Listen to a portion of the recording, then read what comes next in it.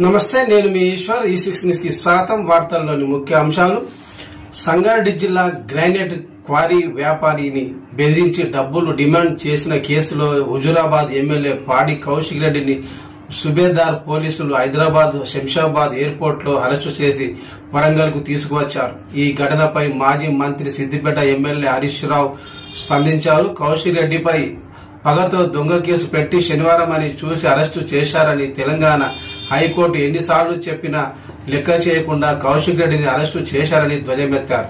Harish Rao formula 1 race ని రాష్ట్రానికి తెచ్చిన మాజీ మంత్రి కేటీఆర్ ని కూడా రేవంత్ ప్రభుత్వం సతాయించిందని హరీష్ రావు అన్నారు. రాష్ట్రంలో కేడీలు బేడీల రాజ్యం నడుస్తుందని తీవ్ర ఆగ్రహం వ్యక్తం చేశారు.